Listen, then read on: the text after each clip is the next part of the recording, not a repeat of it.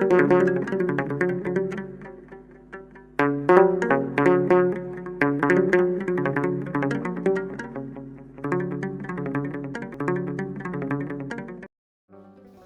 አብ ወወልድ ወመንፈስ ቅዱስ አህዱ አምላክ አሜን። ተወዳችሁ በጌታችን በኢየሱስ ክርስቶስ ሰማያዊ በሆነ ስፍራ መንፈሳዊ በሆነ በረከት የተባረካችሁ በብዙ ጸጋው፣ ደግነቱ፣ ፍቅሩ፣ ምሕረቱ በሕይወት በጤና የቆማችሁ ጌታችን ሙቶ ያዳናችሁ የዘላለም ልጆች እንድንሆን በመንፈስ ቅዱስ ማኅተም የታተማችሁ ቅዱሳን ቤተሰቦች ሁላችሁ እንደምንቆያችሁ ሁሉን የሚችል አምላክ መድኃኒት ኢየሱስ ክርስቶስ ከሰማያዊ አባቱ ከአብ ከሕያው መንፈሱ ከመንፈስ ቅዱስ ጋር ለዘላለም የተወደደ የተመሰገነ ይሁን።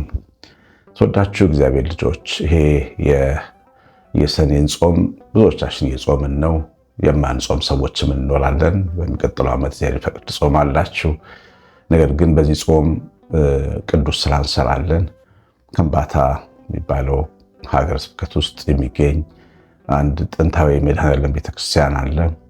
14 የሚያክሉ አባወራዎች ብቻ የቀሩት ልጆቻቸውን ይዘው አቅፈው በዓመት በወር ወይ በሁለት ወር አንዴ ቅዳሴ እያስቀደሱ የሚኖሩበት ቦታ አለ። እሱም ቦታ እግዚአብሔር ለእኛ ሰጥቶናል። እንደባለፈው እንደ ዝዋይ ኢየሱስ ንዋየ ቅድሳቱን ቆንጆ አድርገን፣ ጽናውን ቆንጆ አድርገን፣ እንደዚሁ መጎናጸፊያውን ገዝተን ለካህናት ደግሞ የሚሆን ደሞዝ በደም ሰብስበን ካህናት ቀጥረንላቸው እንዲገለገሉ እናደርጋለን።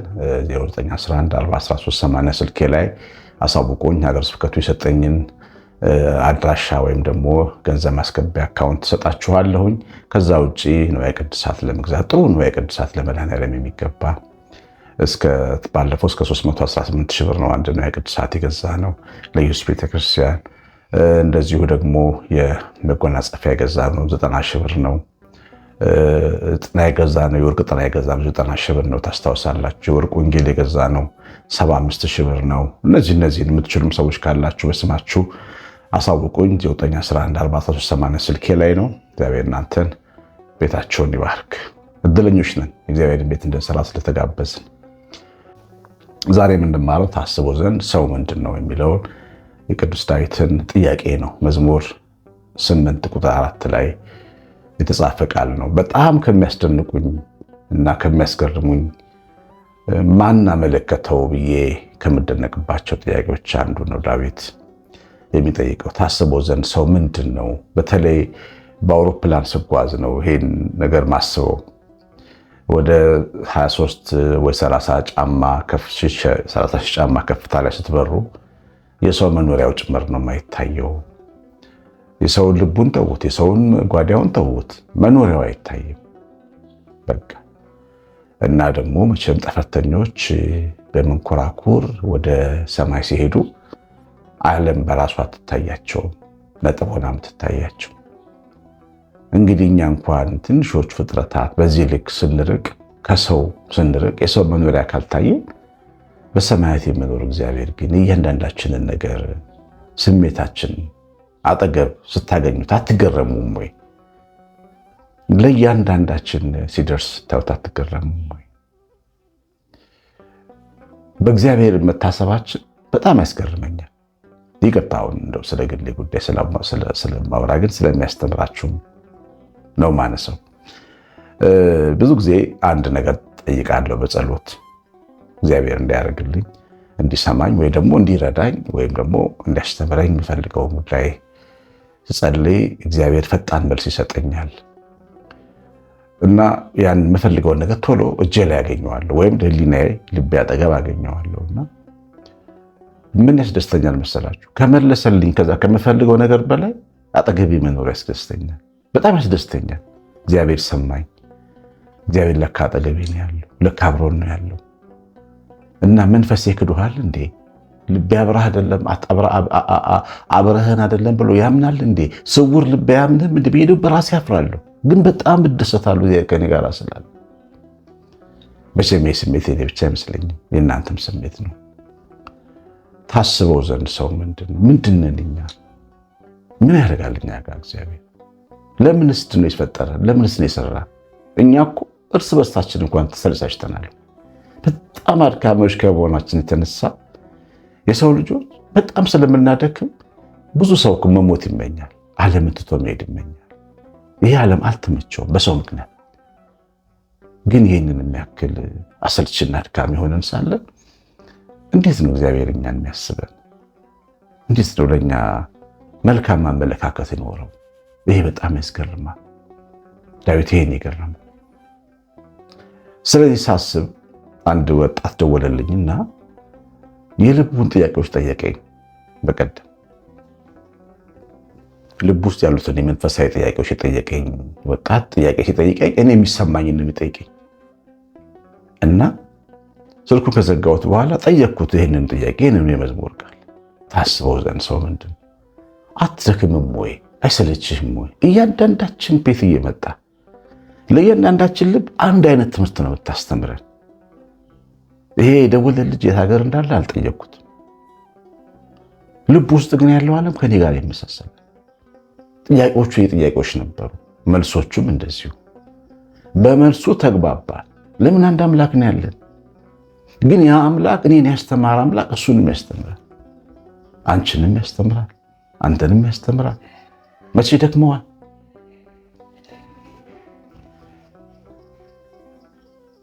መቼ ደክመዋል?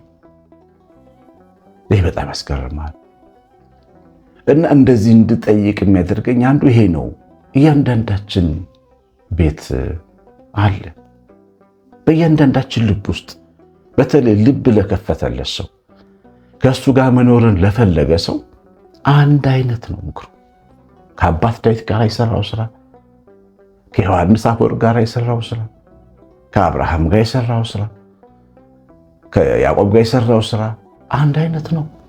ከኔ ጋር ከሚሰራው ስራ ጋር ይመሳሰላል። አንዳንድ ጊዜ ራሴን እንደ ያዕቆብ ቆጥራለሁ። ያዕቆብ ነኝ ይላለሁ። ሁኔታውን ስመለከት ድሮ ጥንት የነበረውን ያዕቆብን ያስተማረበትን መንገድ በህይወቴ ሲያስተምረኝ ስመለከት፣ እንደዛ ስሰንፍ እንደ ያዕቆብ ስታገል ሲመክረኝ ሲመለከት አንድ አይነት አምላክ ሆኖ አገኘዋል። ታስቡ ዘንድ ሰው ምንድን ነው? አንተ እንደ ሰው አይደለ፣ እንደ ዓለም ስርዓት አይደለ። ከሌ ጥቁር ነው አትል፣ ከሌ ነጭ ነው አትል፣ ከሌ ድሃ ነው ትልቅ ሰው ቤተሰብ ነው አትል። ሰው ፊትን አይተህ አታድላ። እከሌ ቀጭን ነው አትል፣ እከሌ ወፍራም ነው አትል። እከሌ በሰለጠነ ዓለም ይኖራል አትል፣ እከሌ በድሃ ሀገር ይኖራል አትል። ለሰው ሁሉ እኩል ሆነ እኛን ለማገዝ በእያንዳንዳችን ገበና ልብ ውስጥ መተህ ማስተማር ያስገርመኛል። ሁሌ እግዚአብሔር ያስገርመኛል። እና እግዚአብሔር ስራ፣ እግዚአብሔር ፍቅር አሁን በእያንዳንዳችሁ ልብ ውስጥ በእያንዳንዳችሁ ቤት ውስጥ አሁን ተናገሩ ብትባሉ በእንባ የምትናገሩት ያ ቸርነት በእያንዳንዳችሁ ሕይወት ውስጥ ያለፈ አንድ አይነት ነው። ይቅርታው አንድ አይነት፣ ምሕረቱ አንድ አይነት፣ ምክሩ አንድ አይነት፣ ትዕግስቱ አንድ አይነት። ያስበን ዘንድ እኛ ምንድን ነን? እናንተ ሰዎች መጠየቅ አለብን እኮ ምንድን ነን እኛ? በጣም የሚገርማችሁ ደግሞ ቁጥር ውስጥ ማንገባንን እኮ 30 ሺህ ጫማ ከፍ ስንል ማንታይ ሰዎች ምንድን ነው ለእግዚአብሔር እንሰራለን? አጭር ቁመት ጠባብ ደረት ያለን ሰዎች ለዚህ ትልቅና ገናና አምላክ ምንድን ነን? ምን እንጨምርለታለን? ከኛ ጋር ምንድን ነው ጉዳዩ? እግዚአብሔር እንዴት አይነት ፍቅር ምንድን ነው? ይሄ አይገርማችሁም ወይ? ለራሳችን ነን ትልቅ፣ ከጣራችን በታች ላለው ኑሯችን ነው እኛ ትልቅ። ከሰማዩ በታች ግን እኛ ቁጥርም የለንም። ግን ለእኛ ትልቅ ቦታ ሰጠ። ራቁቱን እኛን መስሎ ተወለደ፣ እኛን መስሎ ተሰቀለ፣ እኛን መስሎ ሞተ፣ እኛን መስሎ ተነሳ፣ እኛን ወክሎ ጦሳችንን ይዞ ሄደ መስቀል። ይሄ አያስገርምም ወይ? እግዚአብሔር ልጅ ታስበኝ ዘንድ እኔ ማን ነኝ ብለን አንደንቅም? ጠዋትና ማታ እኛ ማን ነን? እግዚአብሔር ልጅ ይህንን ጥያቄ እንድጠይቅ ከሚያደርጉኝ ነገሮች ሌላው ምንድን ነው የምንጠቅመው? በሰው ስርዓት ሰው የሚጠቅመውን ነው የሚፈልገው። እስቲ እዩት በደምብ ኮንታክት ሊስቶቻችሁን ይሁ ስልክ ቁጥራችሁ የጻፋችኋቸውን ሰዎች ብዙዎቹ የሚጠቅሙ ሰዎች ናቸው። ወይ ዘመዶቻችን ናቸው፣ ወይ በጣም የምንወዳቸው ጓደኞቻችን ናቸው፣ ወይም አንድ ጉዳይ ቢገጥመኝ ይጠቅመኛል ብለን የምናስባቸው ሰዎች ናቸው። ምንም የማናውቀው ድሃ ስልክ እኛ ስልክ ውስጥ የለም። ምንም የማይጠቅም ሰው ስልኩንም አንይዝም። የለም የለም። አንድ ታዋቂ ሰው የውጭ ሀገር ሰው ነውና አያለውኝ አንድ ሚዲያ ላይና አንድ ምስኪን ዩቲዩበር ነው፣ ግን ማይታወቅ ዩቲዩበር ነው። ኢንተርቪው ያደረገው ሞከረ ማለት ነው። ኳስ ተጫዋች ነው ሰውየው። ዞር ብሎ አላየው። ዳኗ ከድሃ ጋር ለምን ያወራል? ከዛ ትንሽ እንደልፍ ደግሞ እንዳለ በጣም ታዋቂ ዩቲዩበር ደግሞ አለ፣ ወደ 51 ሚሊዮን ተከታዮች አሉት። ሳይው አወቀው። እሱም ቆሞ ነበር እዛ ስቴዲየም ውስጥ ሰሞኑን ባለው የዓለም ዋንጫ ጨዋታ ማለት ነው ማየው። እዛ ስቴዲየም እሱን ሲመለከተው ቀጥ ብሎ ቆመ፣ ተደነቀ፣ አቀፈው፣ ከሱ ጋር ለማውራት ፈቃደኛ ሆነ። ለምን መሰላችሁ? ይጠቅመኛል፣ ብዙ ተከታይ አለ ብሎ ስለሚያስብ። ሰው እንደዚህ ነው፣ እግዚአብሔር ግን እንደዚህ አይደለም። አይገርማችሁም ወይ? ተጠቅሙት፣ ለሱ ምንም ቁም ነገር የለው። መውደዳችሁ ብቻ ነው የሚበቃው። ውደዱት፣ ፈልጉት፣ በር ክፈቱለት። ለእያንዳንዷ ድሃ መጠጊያ ይሆናል። አባቶቻችን አምላከ ነዳያን ረዳየ ምንዱባን ይሉታል። የድሆች አምላክ፣ የሐዘንተኞች ረዳት ማለት የተገፉ እናት አባት የሌላቸው ምንዱባን አምላክ፣ ናዛዜ ሕዙናን የሐዘንተኞች ሰዎች መጽናኛ፣ ሰው የማይፈልጋቸው ሰዎች ተስፋ ነህ ብለው ያመሰግኑታል በጸሎታችን ላይ። እግዚአብሔር ይመስገን እና ምንም የማንጠቅምነን ግን የማንጠቅሙንን እያለን ለእኛ ትኩረት መስጠቱ ከኛ ጋር መኖሩ በጣም ያስገርማል። ታስበው ዘንድ ሰው ምንድን ነው? ሌላው በጣም የሚያስገርመኝ ነገር አስቸጋሪ ነን፣ ትዕግስት የምንፈትን ነን፣ ታጥቦ ጭቃ ነን፣ አንያዝም፣ በቃ አንያዝም። ዛሬ እዚህ ጋር ነገ እዚህ ጋር፣ ዛሬ መንፈሳዊ ነገ ዓለማዊ ነን። ግን ይከተለናል፣ ደንቦ ይከተለናል። የሆነ ነገሩን ይዘንበት ሄድን ነው የሚመስለው እኮ ሲከተለን። የጠፋውን ልጅ አላያችሁትም? ገንዘቡን ይዞ ወጣ ይላሉ ወንጌሉ ቃሉ። የለም ገንዘቡን ብቻ ይዞ አይደለም የሚወጣው፣ አባቱና ልቡም አብሮት ወጥቷል። የአባቱ ልብ አብሮት ወጥቷል፣ አብሮት ጠፍቷል ከሱ ጋር። ምክንያቱም ልጁ ገንዘቡን ከከሰረ በኋላ ከበተነ በኋላ ወደ ልቡ ተመለሰ ይልና ወደ አባቴ እሄዳለሁ። ልቡ ውስጥ አባቱን አገኘው። የጠፋው ልጁ ልቡ ውስጥ አባትየው ነበረ። አባቴ ጋር እመለሳለሁ። አባት የለኝም አላለም። ረዳት የለኝ፣ ተስፋ የለኝ አላለም። አንዳንድ ሰዎች እንዲህ ስትሉ ይገርመኛል። ሰው የለኝ፣ ብቸኛ፣ ማንም የለኝ። ማንም አይኖራችኋ? ምን ቸገራችሁ? ሁሌ በታማኝነት አብሯችሁ የሚኖር አምላክ አለ፣ አባት አላችኋ።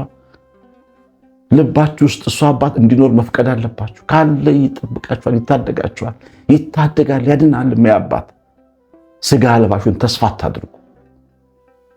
ይሄ ልጅ ስጋ ለባሹን ተስፋ አድርጎ ያለውን በትኑ ዘመድ ፍለጋ ወዳጅ ፍለጋ ብሎ ገንዘቡን ተጠቀመበት፣ ግን አላገኘም። የቀረው ግን ልብ ውስጥ የነበረው አባት ወደ አባት ይመለሳል። ወደ አባቱ ሲመለስ አባትየው በሩቅ ባየው ጊዜ እየሮጠ ተቀበለው፣ አንገቱንም አቀፈው። ልብ ውስጥ የነበረው አባት በአካል ሲያገኘው ተቀየረ። እንዴት ነው ያባከነ ሰው የሚሳመው? እንዴት ነው ያጠፋ ሰው የሚታቀፈው? አምባር ቀለበት የሚሸለመው? አናውቅም። ያስበን ዘንድኛ ማንም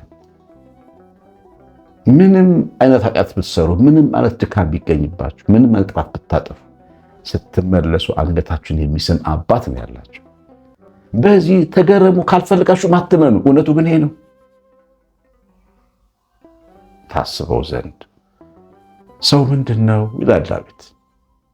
እንደዚህ አድካሚዎች ሆነን በየቀኑ እየበደልን እኛን መውደዱ።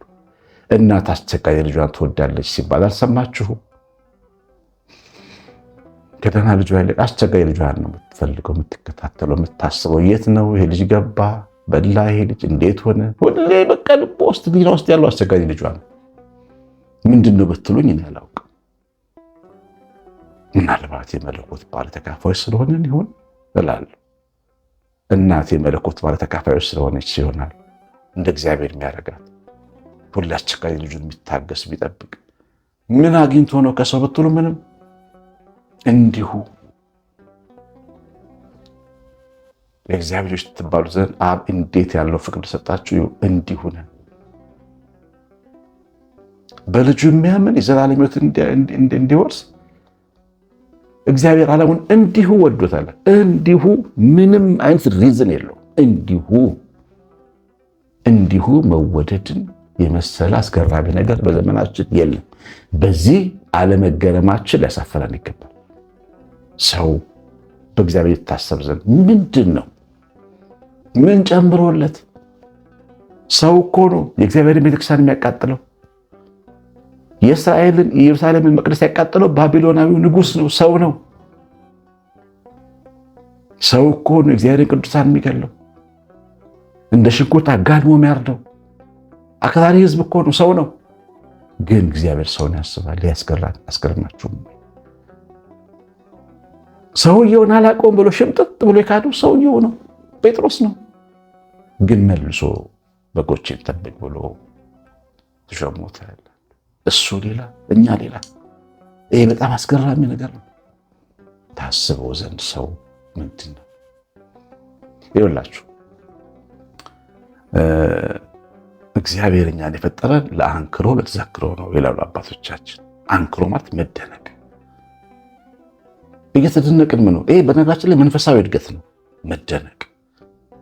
ቤቱ ስትገቡ ተደነቁ፣ ስትቆርቡ ተደነቁ፣ ንስሐ ገብታችሁ ስትመለሱ ተደነቁ፣ ስትዘምሩ ተደነቁ። ምክንያቱም እኛ ማነን በረከሱ አንደበታችን ስሙ የምንጠራው? እኛ ማነን ስጋውን የምንበላው ቅዱሱን ደሙን የምንጠጣ? እኛ ማነን መቅደሱ የምንገባው? ተደነቁ፣ ተደነቁ። ተስፋ ስታደርጉ ተደነቁ፣ ተስፋ ሲሰማችሁ ተደነቁ፣ እግዚአብሔር ሲራችሁ ተደነቁ፣ በመንገዳችሁ ያለ እንቅፋት ሲያነሳላችሁ ተደነቁ።